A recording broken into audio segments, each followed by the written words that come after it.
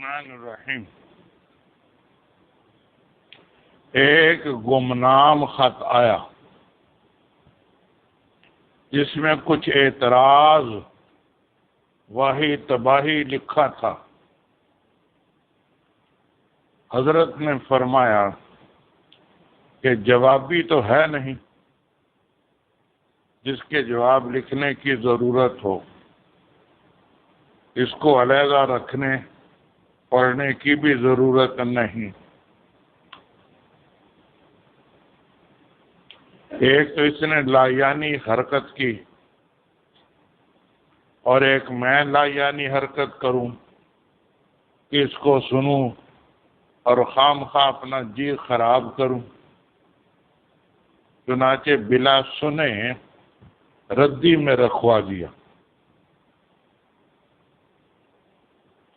پھر فرمایا کہ موضع اعظم گڑھ دوران واز ایک شخص نے ایک پرچہ لا کر مجھ کو دیا اور دیتے ہی چلا گیا۔ میں نے بعد واز وہیں پر چراغ میں بلا پڑے جلا دیا۔ ایک صاحب کہنے لگے کہ بلا پڑے جلا دینے کا آپ کا جی کیسے مانا؟ ہم کو تو بے پڑے صبر نہ تھا۔ کہا کہ جی عقل کی تو یہی بات ہے، کیونکہ اگر جواب کی ضرورت ہوتی تو وہ دینے والا بلا جواب لیے کیسے چلا جاتا؟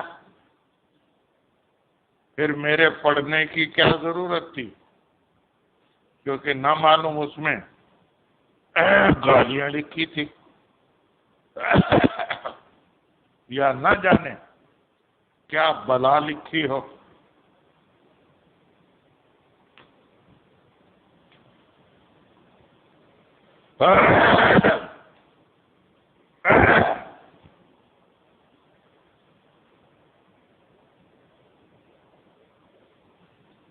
اس ملفوظ کا حاصل یہی ہوا کہ جب کسی کو جواب کی ضرورت نہ ہو تو ہمیں بھی اس کا رکا پڑھنے کی ضرورت نہیں ہونی چاہیے۔ جب اس کو ضرورت نہیں ہے جواب کی تو ہم کیوں اپنے آپ کو پریشان کریں، حضور اس کی باتیں پڑھیں، پتہ نہیں کہ گالیاں لکھی ہوں یا کوئی اور غلط بات لکھی ہو۔ اس لیے ہمیں پڑھنے کی ضرورت نہیں ہے۔ آپ نے بلا پڑھے ہی ایک خط کو ردی میں ڈال دیا اور ایک خط کو جلا دیا۔ جی ہاں جی ہاں جی ہاں جی ہاں، جس کا مقصود ہو کوئی بات پوچھنا، کوئی مشورہ کرنا،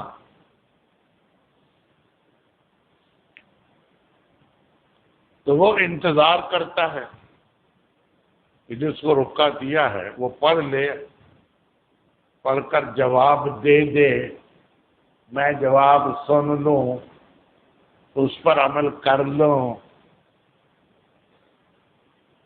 یہ ساری باتیں جب ہی ہوتی ہیں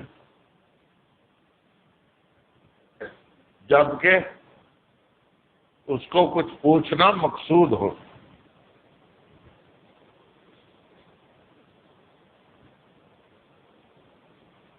کوئی بات کرنی مقصود ہو پھر تو ٹھیک ہے، پھر تو اس کی بات پڑھیں، جواب دیں۔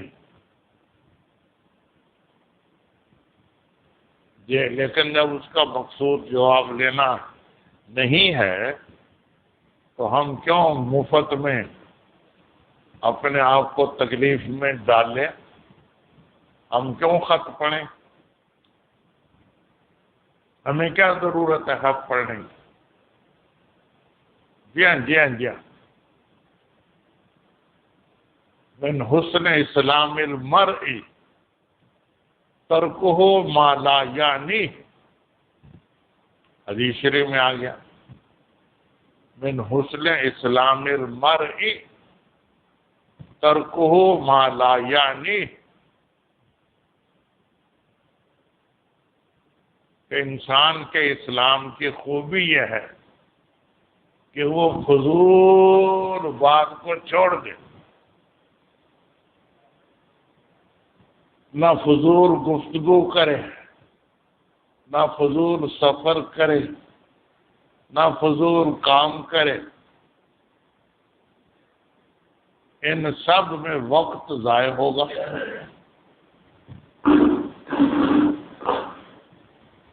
وہی وقت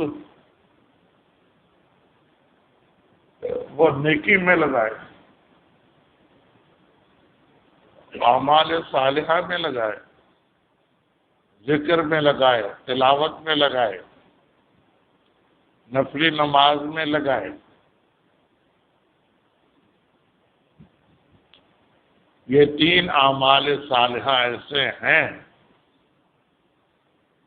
کہ سلف صالحین نے نفلی طور پر یہ تینوں زیادہ کیے ہیں۔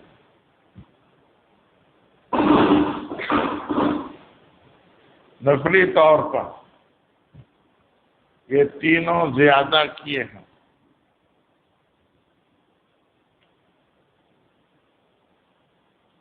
اور اللہ تعالیٰ نے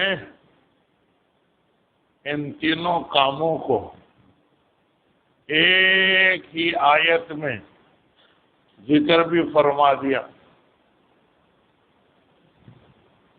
اتل ما اوحی الیک من الکتاب واقم الصلاۃ ان الصلاۃ تنہی عن الفحشاء والمنکر ولذکر اللہ اکبر۔ تینوں کام آ گئے۔ اتل ما اوحی الیک من الکتاب، تلاوت تلاوت تلاوت، قرآن پاک کی تلاوت کرو۔ وَأَقِمِ الصَّلَاةَ، نماز پڑھو، کیونکہ نماز گناہوں سے روکتی ہے۔ نمازی آدمی کو فکر ہوتا ہے کہ اگر میں گناہ کروں گا تو آدھے گھنٹے کے بعد، 1 گھنٹے کے بعد ظہر کی نماز پڑھنی ہے، عصر کی نماز پڑھنی ہے، میں اللہ تعالیٰ کو کیا منہ دکھاؤں گا؟ نمازی کو یہ فکر ہوتا ہے، نمازی کو یہ فکر ہوتا ہے کہ میں گناہ کیسے کر لوں۔ گناہ کروں گا تو ابھی تھوڑی دیر میں نے نماز پڑھنی ہے۔ نماز پڑھنے کا مطلب ہے کہ اللہ تعالیٰ سے باتیں کرنی ہے۔ تو اگر میں گناہ کر لوں گا تو اللہ تعالیٰ سے باتیں کیسے کروں گا؟ جی ہاں جی ہاں جی ہاں، اللہ تعالیٰ سے باتیں کیسے کروں گا؟ اس لیے نماز گناہوں سے روک دیتی ہے۔ جی ہاں جی ہاں، ان الصلاۃ تنہی عن الفحشاء والمنکر ولذکر اللہ اکبر۔ اللہ تعالیٰ کا ذکر بڑی چیز ہے، اللہ تعالیٰ کا ذکر بڑی چیز ہے۔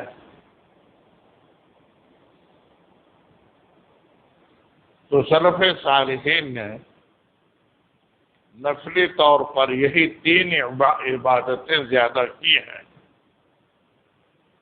تلاوت، نفلی نماز اور ذکر۔ جی ہاں جی ہاں جی ہاں، ذکر سب سے آسان ہے۔ چلتے پھرتے اٹھتے بیٹھتے لیٹے ہر وقت ہم ذکر کر سکتے ہیں. وضو بھی شرط نہیں، غسل بھی شرط نہیں، غسل بھی ٹوٹا ہوا ہو. یہ نہیں کہ جب تک غسل نہ کرو ذکر نہیں کر سکتے، کر سکتے. سبحان اللہ سبحان اللہ سبحان اللہ پڑھتا رہے، کوئی حرج نہیں. اور ایک دفعہ سبحان اللہ پڑھنا دنیا بھر کی دولتوں سے بہتر ہے. دنیا بھر کی دولتیں حاصل کرنے سے بہتر کیا ہے؟ ایک دفعہ سبحان اللہ پڑھ لیں. اتنی بڑی دولت ہے. اللہ تعالیٰ کے ہاں دین کی بڑی قدر ہے. ایک دفعہ سبحان اللہ پڑھنے کو پوری دنیا کی دولتوں سے بہتر قرار دے دیا. لتسبیحۃ واحدۃ یقبلها اللہ تعالی خیر مما اوتی آل داود. ایک دفعہ سبحان اللہ پڑھ لینا، جس کو اللہ تعالیٰ قبول فرما لے، یہ سلیمان علیہ السلام کی سلطنت سے بہتر ہے. خیر مما اوتی آل داود، آل داود سلیمان علیہ السلام. پوری دنیا پر حکومت کی تو یہ فرمایا کہ ایک دفعہ سبحان اللہ پڑھنا میری پوری سلطنت کی دولتوں سے بہتر ہے. کتنا اونچا ہو گیا مقام ایک دفعہ سبحان اللہ پڑھنے کا. جی ہاں جی ہاں جی ہاں.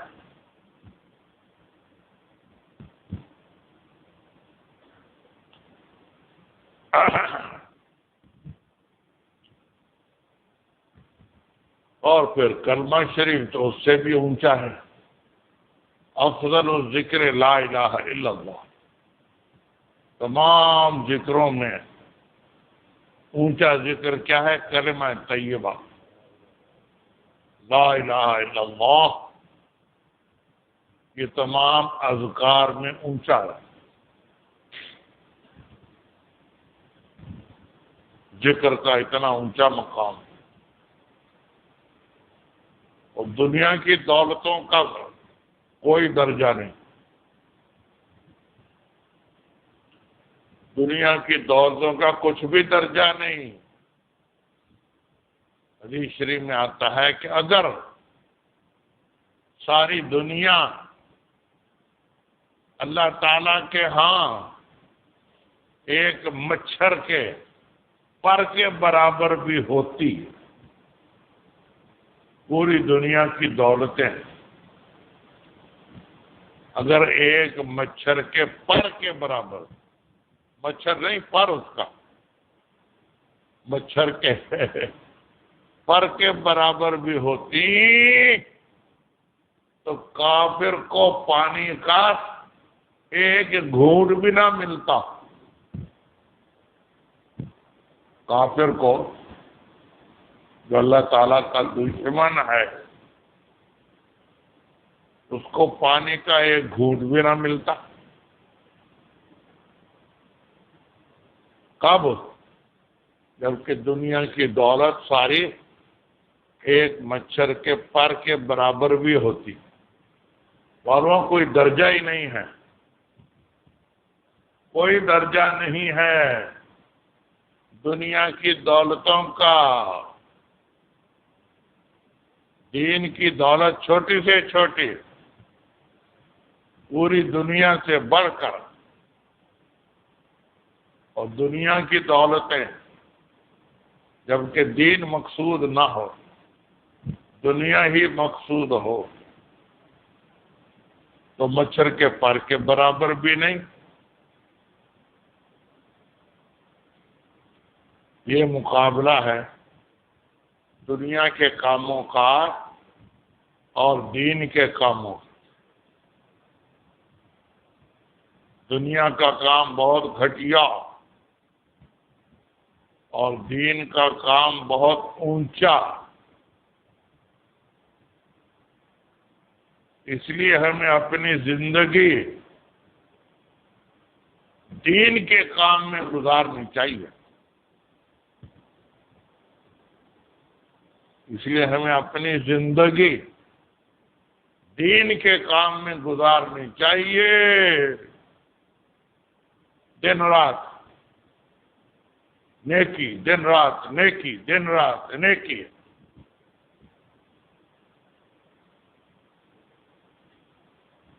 اب نیکیاں میں نے عرض کر دیا کہ سلف صالحین نے فرض تو کرنے ہی ہوتے ہیں پورے، فرضوں کو تو چھوڑ نہیں سکتے نا، فرض تو کرنی ہے، پانچوں نمازیں فرض ہیں، وہ تو پڑھنی ہی پڑھنی ہے۔ اس کے علاوہ نفلی عبادت بزرگوں نے 3 قسم کی ہے۔ جس کی طرف طبیعت زیادہ متوجہ ہو، زبانی ذکر ہو، تلاوت ہو، نفلی نماز ہو، جس کی طرف بھی طبیعت زیادہ متوجہ ہو، وہ کرتا رہے کرتا رہے کرتا رہے، تینوں میں سے کوئی نہ کوئی ضرور کرتا رہے، جب تک جاگتا ہے کرتا رہے، اور سوتے وقت یہ نیت کر لے کہ بدن کو آرام پہنچاتا ہوں، بدن کی تھکاوٹ کو دور کرتا ہوں، تاکہ اٹھ کر کوئی نیکی کروں، تاکہ اٹھ کر کوئی نیکی کروں۔ اس نیت سے سوئے گا تو وہ سونا بھی عبادت میں لکھا جائے گا، وہ سونا بھی چاندی نہیں ہوگا، سونا ہوگا، سونا سونا ہوگا۔ جی ہاں جی ہاں جی ہاں، عبادت کی تیاری، عبادت کی تیاری ہر جائز کام میں یہ نیت ہو سکتی ہے، عبادت کی تیاری۔ کھاتا پیتا اس لیے ہوں کہ بھوک کی تکلیف دور ہو جائے، تاکہ کوئی عبادت کر سکوں۔ سوتا اس لیے ہوں کہ بدن کی تھکان دور ہو جائے، اٹھ کر کوئی عبادت کر سکوں۔ جائز ملازمت کرتا ہے، نیت کر لی اس لیے کرتا ہوں کہ تاکہ اپنے نفس کے جو حقوق ہیں وہ پورے کر دوں، بیوی بچوں کی ذمہ داری ہے وہ پوری کر دوں، ماں باپ یا قریبی رشتہ دار ان کو ضرورت ہے، ان کے لیے کما کر ان کو دے دوں، صلہ رحمی، یہ ساری اچھی نیتیں ہیں۔ ہر جائز کام میں اچھی نیت ہو سکتی ہے، ہر جائز کام میں اچھی نیت ہو سکتی ہے،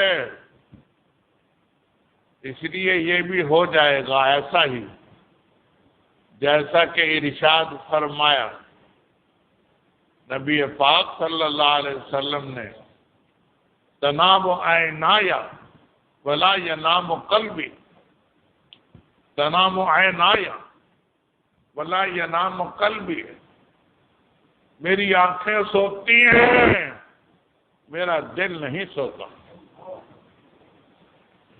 دل اللہ تعالیٰ کی یاد میں مشغول رہتا ہے.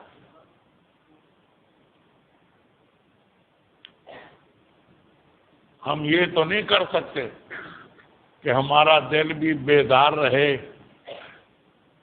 صرف آنکھیں سوئیں، لیکن جب سونے میں نیت اچھی کر لیں گے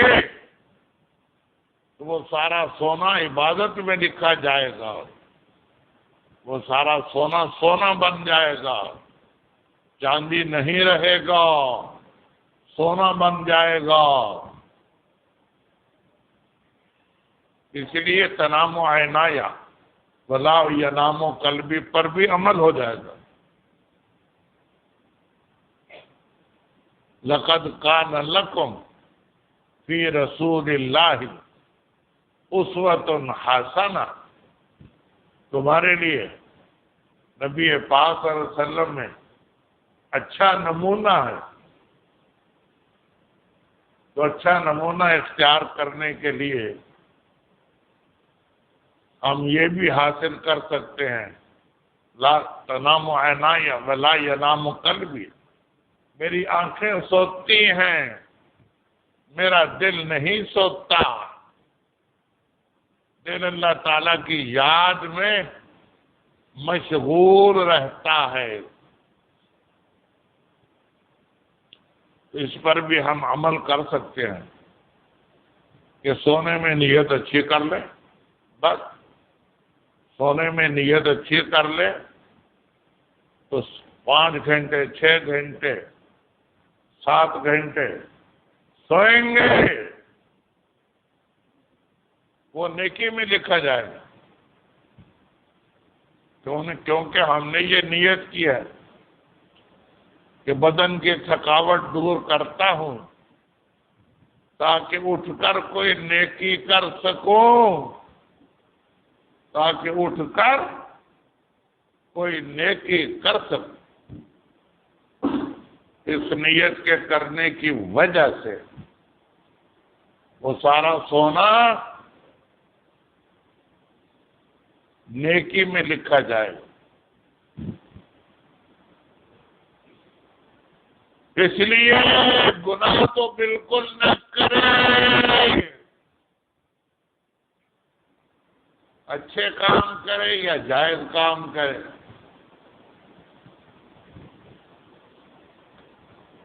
اچھے کاموں میں اللہ تعالیٰ کی رضا کی نیت کرے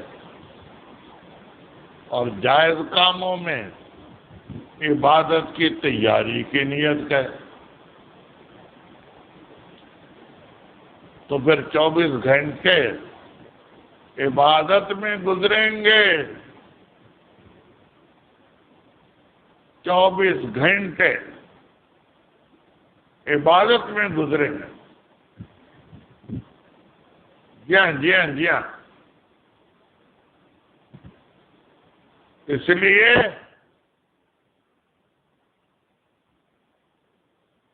لیے ہمیشہ نیکی جمع کرنی چاہیے تاکہ جب موت آئے تو نامہ اعمال میں گناہ کوئی نہ ہو، گناہ کوئی نہ ہو، اور نیکیوں کے تھیلے بھرے ہوئے ہوں. نیکیوں سے تھیلے بھرے ہوئے ہوں. جب قبر میں جائے تو نیکیوں کے تھیلے بھر کر لے جائے.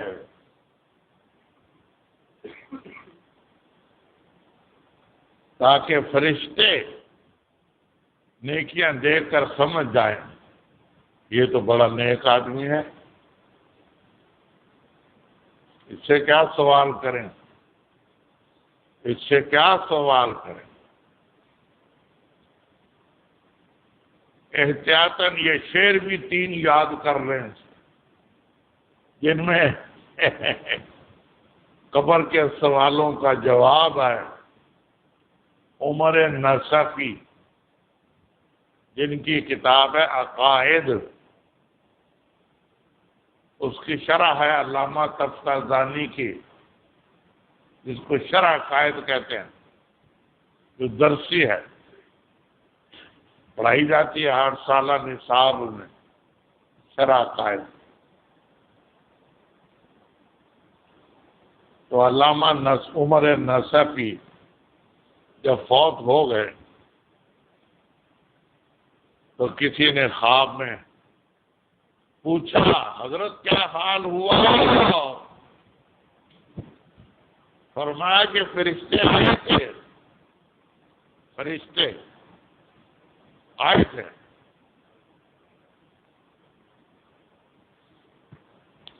انہوں نے نثر میں سوال کیے، میں نے نظم میں جواب دیے۔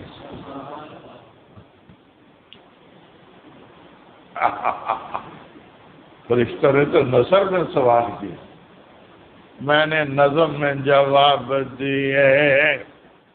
ربی اللہ لا الہ سواہ ورسول محمد مصطفیٰ وولی کتاب ربی ودینی هو مختارہ لنا وارتضاہ مذہبی مرتضی وفعلی ذمیم اسأل اللہ عفوہ ورضاہ۔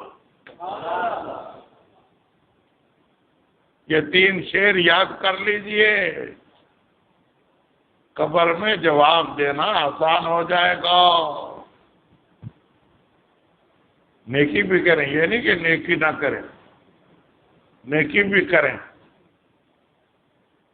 شریعت کی پوری پابندی کریں، ہر نیک کام میں کوشش کریں، کوئی گناہ کا کام نہ کریں، اور ساتھ یہ شعر بھی یاد ہوں، بس پھر موت سے ڈرنے کی ضرورت ہی نہیں، پھر گھبرانے کی ضرورت نہیں، کچھ نہ کچھ خوف تو ہوتا ہے۔ حضرت تھانوی رحمہ اللہ تعالی فرماتے ہیں کہ میں نے اپنے استاد جی حضرت مولانا محمد یعقوب صاحب نانوتوی، دیوبند کے قریب ایک قصبہ ہے نانوتا، اس کے رہنے والے تھے مولانا محمد قاسم صاحب نانوتوی بھی، اور مولانا محمد یعقوب صاحب نانوتوی۔ وہ فرماتے ہیں حضرت تھانوی رحمہ اللہ تعالی کہ میں نے اپنے استاد جی مولانا محمد یعقوب صاحب سے عرض کیا، حضرت کوئی ایسی تدبیر بتا دیں کہ بالکل خوف ختم ہو جائے، کوئی ڈر ہی نہ رہے۔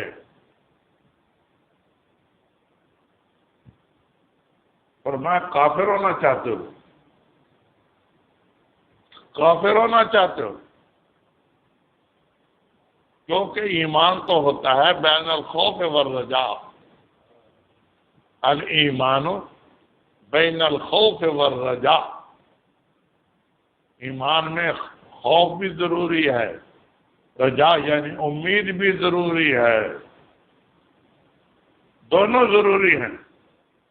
وہ آپ کہتے ہیں خوف ختم ہو جائے، یہ تو ایمان ختم ہو جائے گا۔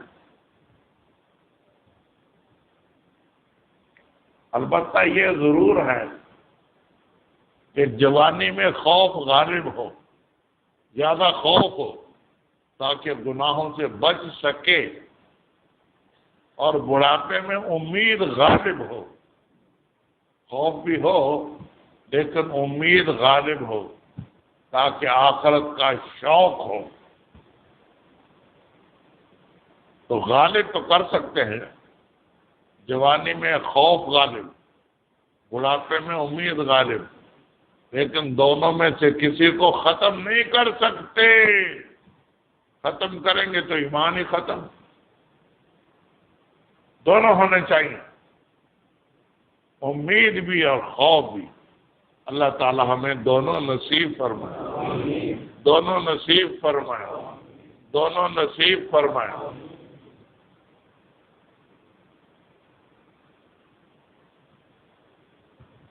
برحمتک یا ارحم الراحمین. اذان تک سوال جواب.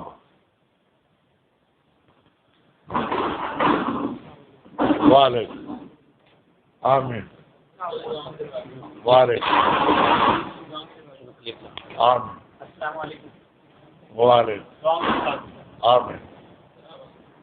وعلیکم. آمین. وعلیکم. آمین. وعلیکم.